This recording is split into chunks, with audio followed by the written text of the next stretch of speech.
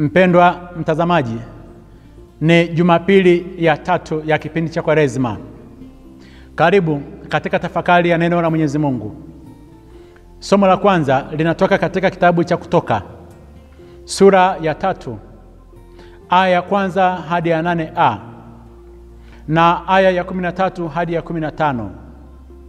Somo la pili linatoka waraka wa kwanza wa Mtume Paulo kwa Korinto, sura ya 10, aya ya kwanza hadi ya 6 na aya ya 10 hadi ya 12. Injili inatoka kwa mwinjili Luka, sura ya 13, aya ya kwanza hadi ya 9.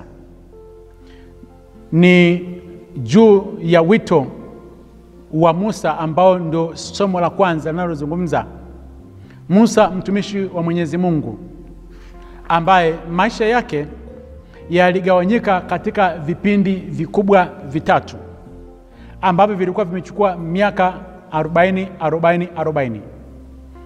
Miaka 40 ya kwanza, Musa alikuwa ni mkuu katika jumba la Farao, na akiwa ni msomi aliyekuwa amesomea mambo ya utawala, na akiwa huko hakufanya vyema, alimuua Misri na akakimbia. Miaka mingine 40 Musa ni mchungaji wa kondoo katika jangwa la Midiani. Anachunga kondoo za babake mkwe, mtu akiwa ni msomi, anaishia kufanya kazi za hali ya chini sana. Akajiona kwamba amesahaulika, na hapo alikuwa ana miaka 80. Ndipo Mwenyezi Mungu alipomuita. Na miaka mingine 40 ilikuwa ni katika safari ile ya jangwani, akiwa kiongozi wa wana wa Israeli. Na hapo ndipo alipowapeleka wana wa Israeli waweze kuingia katika ile nchi ya ahadi, na yeye mwenyewe akafa akiwa ana miaka 120. Katika kipindi ambacho Mwenyezi Mungu anamuita Musa, alikuwa ana miaka 80, na akiwa anachunga kondoo wa babake mkwe katika jangwa la Midiani. Alijiona kwamba amesahaulika, maisha yake yamekuwa ya hali ya chini, na jina lake halipo tena. Mungu aliruhusu hilo jambo limkute Musa ili aweze kujifunza upole na aweze kujifunza juu ya kutosheka. Tujifunza kitu katika safari ya maisha. Tuweza kupita nyakati ngumu za kudharauliwa, nyakati za kuachwa, nyakati ambazo unaona kwamba baraka zako zimezuiliwa na huwezi ukatoka ile eneo. Mungu aweza kuruhusu ile jambo likutokee ili kuweza kukufundisha jambo.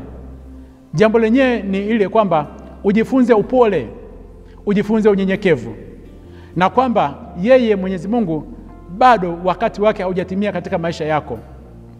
Musa, yeye akiwa katika hilo jangwa, alisubiri wakati wa Bwana, na wakati wa Bwana ulivyosimama, Mwenyezi Mungu akamuita. Kwa nini?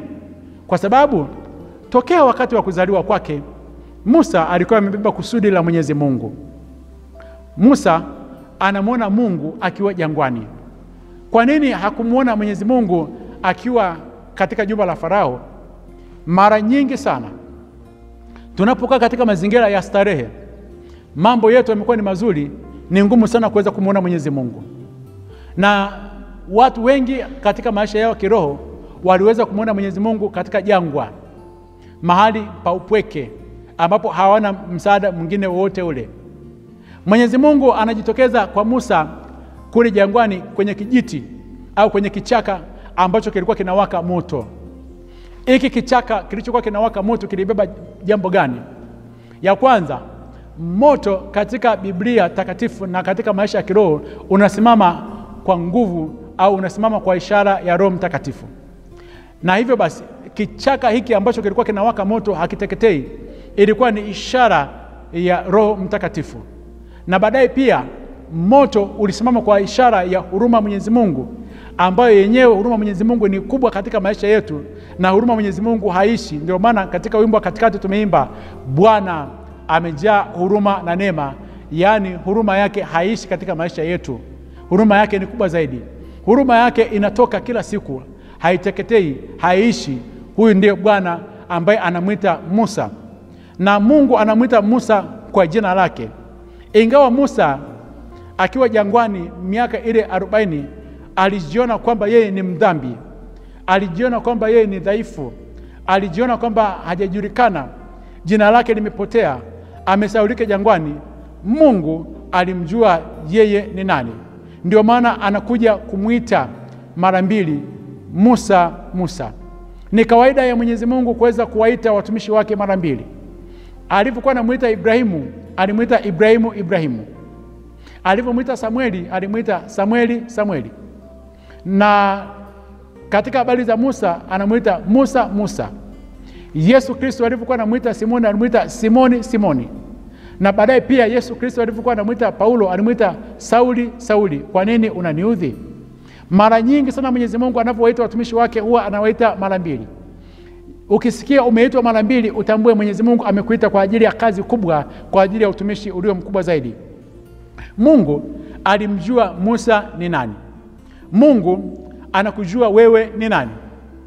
Anakujua hata kama unapita katika mazingira magumu sana. Usiangalie udhaifu wako, usiangalie historia yako chafu. Ni kweli kupitia historia yako umeingia kuishi maisha ambayo si chaguo lako. Umeachwa jangwani, upo kwenye ukame, mahali ambapo uko peke yako, huna msaada wowote. Habari njema ni kwamba Mwenyezi Mungu anakujua wewe ni nani. Analijua jina lako, wewe ni wake. Wewe ni wa thamani kubwa sana mbele za Mwenyezi Mungu, kama vile Musa alivyokuwa na thamani kubwa sana. Mwenyezi Mungu alivyomuita Musa, Musa akakaribia mbele za Mwenyezi Mungu, na Mwenyezi Mungu akamwambia, usikaribie mahali hapa, vua viatu vyako. Kwa nini Mwenyezi Mungu alimwambia Musa asikaribie mahali hapo? Musa aliingia katika ile hamu ya kuweza kuchunguza hiki kichaka kilichokuwa kinawaka moto, hakiteketei ncha namna gani. Na Mwenyezi Mungu alipoona kwamba anamuendea katika habari za kumchunguza, akamwambia usikaribie mahali hapa. Maana yake nini? Usije ukamzoea Mwenyezi Mungu hata mara moja. Usije ukazoea kupanda katika madhabahu za Mwenyezi Mungu hata mara moja. Usipande mahali hapo. Mwenyezi Mungu ni mtakatifu sana. Usimzoee Mwenyezi Mungu. Mwenyezi Mungu anamwambia Musa usikaribie mahali hapa. Usiende kwa Mwenyezi Mungu kwa mazoea. Mwenyezi Mungu ni mtakatifu sana, na usipende pia kwenda katika mahali pa Mwenyezi Mungu, madhabahuni pake kwa mazoea.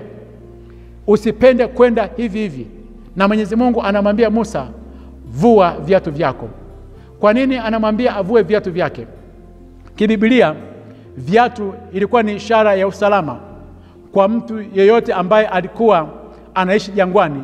Usalama wake ni kwamba nyayo zake ziwe salama, yani nyayo zake zisikanyagwe, asije kakanyaga mawe, na baadaye pia miguu yake ibakie kuwa salama, asije kakanyaga nge na nyoka wakali. Viatu katika Biblia vilikuwa vimebeba kila aina ya vumbi, yani mtu anavyotembea kwenye ile jangwa alikuwa anabeba vumbi na uchafu wa njiani ambapo alikuwa anapita. Mwenyezi Mungu anapomwambia Musa vua viatu vyako, maana yake nini? Maana yake alipofika mbele za Mwenyezi Mungu, yani kwenye kile kichaka ambacho kilikuwa kinawaka, yani ilikuwa ni mahali, yani katika nyumba ya Mwenyezi Mungu, alimwambia weka kando vitu vyako vyote vinavyokulinda wewe. Kuna vitu mbalimbali ambavyo vinakulinda, umeviweka, vinakufanya uweze kuwa jinsi ulivyo. Unapoenda mbele ya Mwenyezi Mungu, sababu ni nyumba ya Mwenyezi Mungu, vua viatu vyako vyote, vua vitu vyako vyote vya usalama, viweke pembeni, nenda mbele za Mwenyezi Mungu ukiwa mtupu. La pili, Mwenyezi Mungu alipomwambia vua viatu vyako unapokuja katika nyumba yangu, maana yake weka kando uchafu wako wote ambao umeupata katika matembezi yako, katika njia zako za dhambi. Yani katika njia zetu za dhambi tunachukua uchafu mwingi, vumbi nyingi sana. Na uchafu yale ambao tunakuwa nayo, tunapoenda mbele za Mwenyezi Mungu, tunapoenda katika nyumba ya Mwenyezi Mungu, lazima tuvue uchafu wote. Ndio maana basi katika mwanzoni kabisa mwa ibada ya misa takatifu, tunapoenda mbele za Mwenyezi Mungu, hatua ya kwanza kuhani huwa anatupatia ungamo la dhambi zetu. Tunaungama dhambi zetu kwa matendo yetu machafu ambayo tumeyafanya kabla hatujasonga mbele za Mwenyezi Mungu. Jitahidi sana kuweza kuungama dhambi zako kabla hujaenda mbele za Mwenyezi Mungu. Yaani njiani huko katika wiki zima umevuta uchafu mwingi, umebeba uchafu mwingi sana katika maeneo mbalimbali ambao ulikuwa umeyakanyaga. Mungu alipoona huyu Musa sasa amefika hatua sasa ya kuweza kuvua viatu vyake, amegeuka, ndipo alipomuita. Mwenyezi Mungu anatuita tukiwa tumegeuka. Yaani Musa aliposema niweze kuyaona haya maono makubwa, maana yake alipokubali kuacha shughuli zake, akaamua kumgeukea Mwenyezi Mungu katika mambo yake yote, ndipo Mwenyezi Mungu alipoweza kuongea na yeye. Mwenyezi Mungu anatuita tunapogeuka.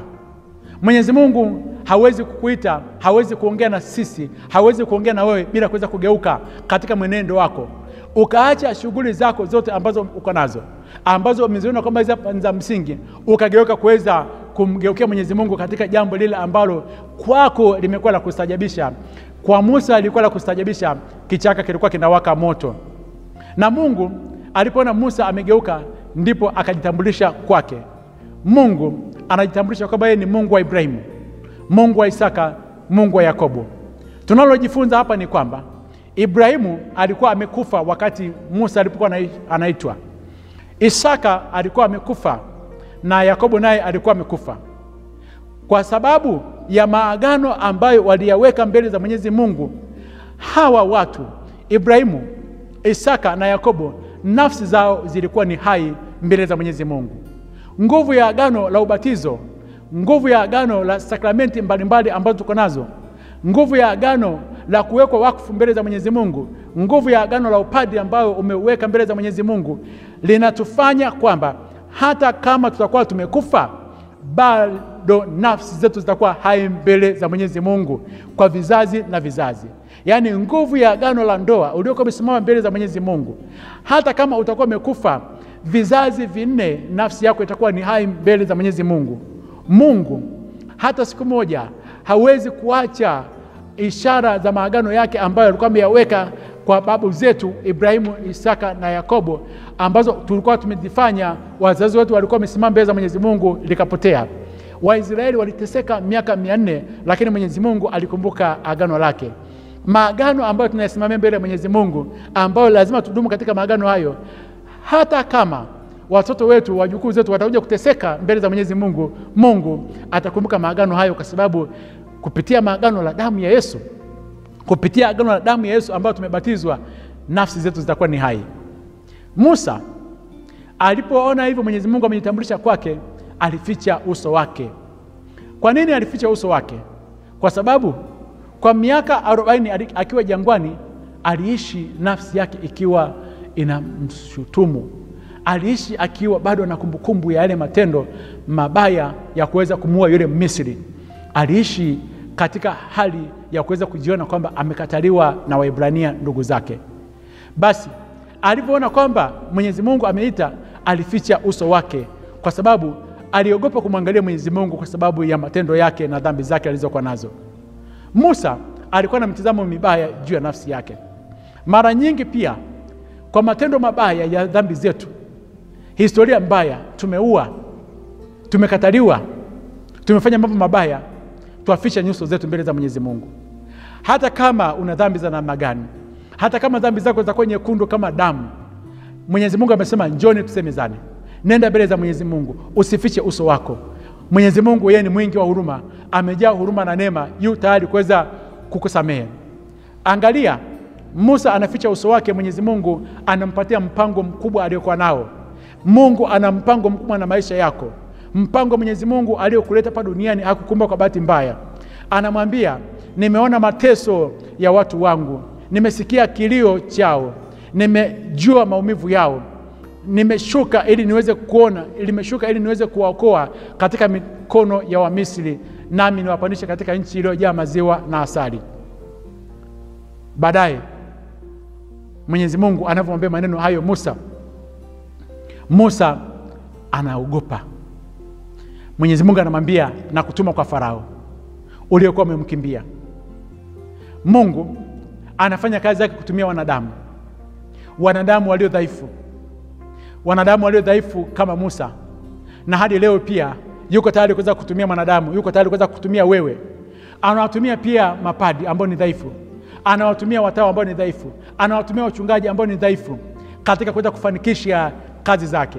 Na ndivyo ilivyo. Mwenyezi Mungu yeye anawastahilisha wale ambao hawastahili. Anawainua wale wote ambao walikuwa wamedharauliwa. Musa alipoona Mwenyezi Mungu amemuinua kwa viwango vikubwa kumpeleka kwa Farao, alikataa wito huo. Akasema, mimi ni nani hata niende kwa Farao? Alijidharau, alijiona kwamba hastahili. Tuna jambo la kujifunza kubwa sana katika jambo hili. Tupo katika nyakati ambazo watu wanang'ang'ania utumishi wa Mwenyezi Mungu. Wanautafuta utumishi kwa gharama kubwa sana. Hawajaitwa na Mwenyezi Mungu bali wanajiita watumishi. Musa aliona kwamba kwenda kuwaokoa wana wa Israeli, kukubali kazi ya Mwenyezi Mungu ilikuwa ni kifo mbele zake. Watumishi wengi wa Mwenyezi Mungu walikataa kazi kwa sababu mbele yao ilikuwa ni kifo. Si rahisi kwenda kukumbana na roho ngumu kwenye ngome za Farao. Si jambo jepesi namna hii. Si jambo jepesi kuweza kupambana na ngome za shetani. Unapoamua kuweza kuchukua utumishi huo kwa kujitakia, kuna gharama kubwa sana. Kuna gharama za kifo, kuna gharama za kukataliwa, kuna gharama za kuweza kususiwa, na kuna gharama nyingine za kuweza kupigwa, kama vile Musa alivyotaka kuweza kupigwa na wana wa Israeli pale walipokuwa wamekosa chakula kule jangwani. Mwenyezi Mungu anamwambia, nenda, ni mimi ambaye nimekuita.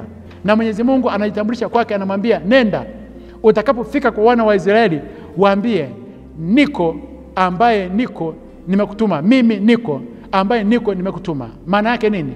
Mwenyezi Mungu yeye ni jana, leo na hata milele. Yupo, alikuwepo jana, yupo leo na yupo hata milele. Anamtuma aende akawatoe wana wa Israeli. Na Musa anaitikia wito huu, anaenda kuwatoa wana wa Israeli. Katika Injili ambayo tunakutana nayo katika Luka sura ile ya 13 aya ya kwanza mpaka ya 9, tunakutana na watu ambao walimwendea Yesu wakaenda kumpasha habari za watu wa Galilaya. Watu wa Galilaya ambao kwa asilimia kubwa walikuwa ni watu wenye hasira. Watu walikuwa wanapenda mapinduzi. Watu ambao mara nyingi walikuwa hawashiki sana sheria za Mwenyezi Mungu. Walikuwa na mchanganyiko na mambo ya kimataifa. Wanaenda kumpatia Yesu habari kwamba watu hawa Pilato aliwaua, alichanganya damu yao na dhabihu zao ambazo walikuwa wanazitoa.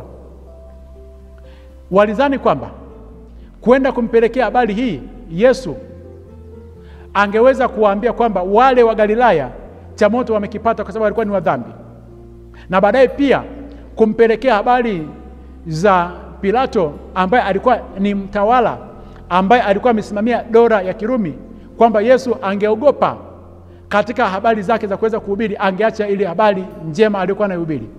Matokeo yake Yesu anawaambia maneno haya kwamba msifikirie kwamba vifo vya hawa wa Galilaya ambao Pilato aliwaua walipokuwa wanaenda kutoa sadaka zao hekaluni, akawaua, akachanganya sadaka zao. Yani kila Myahudi alipokuwa anaenda hekaluni kutoa dhabihu, alikuwa amemchukua mnyama wa kuchinjwa kwa ajili ya sadaka ya ondoleo la dhambi. Kwa hiyo aliwachinja wale wanyama ambao zilikuwa ni sadaka zao wakiwa wanakwenda hekaluni, na akawachinja hata wao wenyewe ambao walikuwa ni wa Galilaya. Wote sadaka zao zikachanganyikana. Akasema, msizani kama hawa waliopatwa na mambo haya mabaya walikuwa ni wadhambi zaidi kuliko ninyi. Akaongeza akasema kwamba kuna watu ambao wengine pia walikuwa wameangukiwa na ule mnara katika lile bwawa au katika kile kisima cha pale Siloamu Yerusalemu, kwamba watu hawa waliokuwa wameangukiwa na ule mnara walikuwa ni wadhambi zaidi. Yesu akasema, msipotubu na ninyi pia mtakuja kuangamia katika maisha yenu. Kwamba usifurahie kuona mwingine anaanguka. Usifurahie ukamwona fulani kama ni mdhambi zaidi mpaka baadaye ukafika viwango vya kuweza kusahau dhambi zako. Tuwasahau dhambi zetu, tuwasahau maanguko yetu, tuangalia dhambi za watu wengine na kuhesabia makosa yao kiasi kwamba hadi muda wa kuweza kutubu sisi wenyewe tunakosa. Ni kweli kipindi hiki cha Kwaresima ambacho mojawapo ya matendo makubwa zaidi ni kutubu dhambi zetu, tuangalia dhambi za watu wengi sana. Tuwaona kwamba wao ni wa dhambi na tuwasahau kwenda kutubu dhambi zetu sisi. Yesu anasema kwamba tusipotumia nafasi hii ya kuweza kutubu, tutakuja kuangamia vibaya, kwa sababu Mwenyezi Mungu yeye mara nyingi sana anataka sisi tuweze kutoa mazao, tuweze kutoa matunda, tuweze kwamba kutoa vile ambavyo tunavyostahili kuweza kuvitoa mbele za Mwenyezi Mungu. Mara nyingi amekuja kwetu katika maisha yetu wakati tumepata bahati ya neno la Mwenyezi Mungu. Tumepata bahati nyakati hizi, mapadi wapo, wahudumu wapo. Mwenyezi Mungu anataka aweze kuona matunda ambayo yamepatikana kutokana na toba inayoleta ondoleo la dhambi. Anaona hakuna kitu, hatutoi yale matunda. Yaani Ukristo wetu hauna maana zaidi, kwamba tupo hauleti tija yote kwa watu.